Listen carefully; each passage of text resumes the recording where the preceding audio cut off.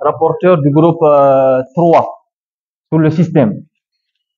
Donc, parlant du système, on a déjà expliqué c'est quoi le système en ce qui concerne. Donc, on a parlé des acteurs du système, on a parlé des parties prenantes, des clients, des citoyens et le processus à suivre.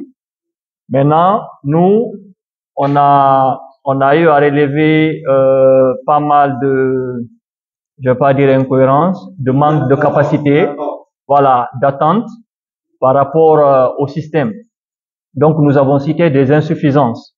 Nous avons commencé à citer d'abord parce que déjà, nous savons que il y a un existant qui est là. Il y a quelque chose d'existant qui est déjà là, mais comment améliorer cela et comment déceler des failles ou bien des manquements aux existants pour pouvoir l'améliorer. Donc, au niveau des, on a cité d'abord, on a commencé par les insuffisances au niveau des capacités. Donc, on a parlé du renforcement des capacités des cadres qui, ou bien des acteurs qui doivent, des acteurs qui doivent, ou bien qui font partie de la commande publique. Donc, on doit renforcer leurs capacités.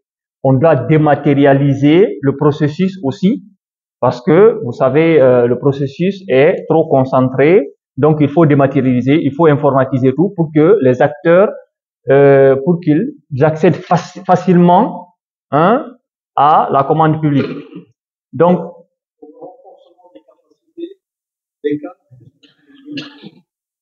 c'est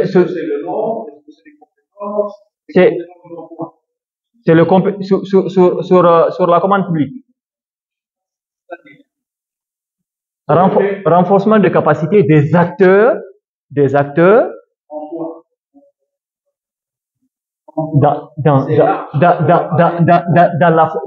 en fait, renforcer leurs capacités dans le processus de non, c'est dans le système. Planification, pas planification. Oui. Oui. En relation avec l'état de planification. Non, c'est dans la planification. D'accord. C'est dans la planification. Juste donner quelques indications, renforcez-moi les cas. Non, il faut renforcer leurs capacités dans la stratégie à atteindre l'objectif. Mais renforcer le point planification stratégique. Allez-y. Planification stratégique. Donc, renforcement des capacités. Non, renforcement des capacités des cadres. Oui. Allez, le point. Non.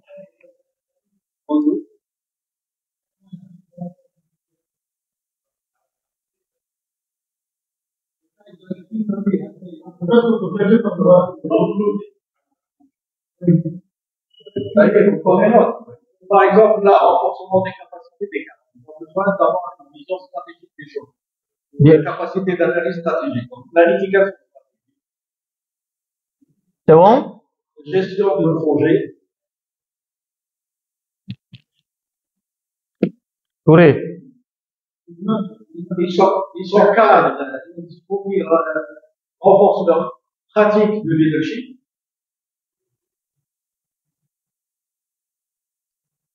Donc, leur communication. La gestion du changement.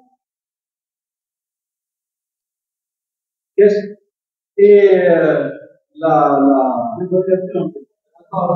au niveau du management ou du leadership, on a parlé aussi de manque de leadership. Okay. Voilà, donc on a. Mais bon, on a au niveau des managements. Bon, Leadership. oui. On peut pas dire au niveau du management. Oui, parce qu'il y a le management à part, il y a le leadership aussi. Donc c'est pour ça que j'ai dit ou, j'ai pas dit et. Bon, voilà. C'est pourquoi, donc management et les pratiques de leadership et de donc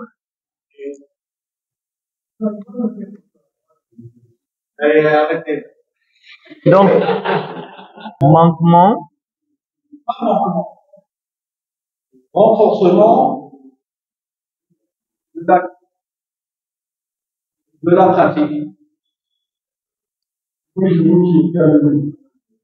Renforcement de la pratique et du leadership. Renforcement de la pratique du leadership et des compétences managériales. Et des compétences managériales. Continue. Donc ensuite, on a parlé de l'insuffisance de la capacité dans le suivi des projets. Donc, c'est amélioration, renforcement des compétences en gestion de programmes et de projets. Donc, absence d'éthique et de déontologie de certains cadres. Non, on ne peut pas dire ça. Bon, on constate qu'il y a une absence d'éthique. Maintenant, qu'est-ce qu'il faut faire? Quelle capacité il faut mettre en place pour minimiser l'impact de cette absence? La réduire, la limiter.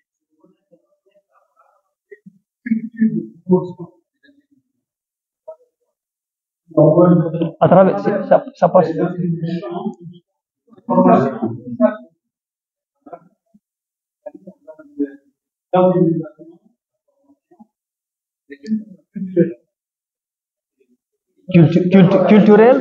Culturel, comment?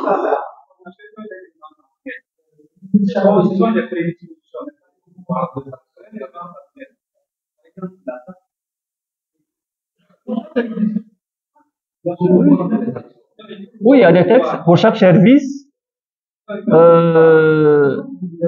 Les tests d'éthique et de déontologie pour chaque service. Nous les lisons, mais dans la pratique, il y a un problème. C'est pourquoi nous avons parlé de l'agent public, du service public. C'est vrai. Mettre en place des processus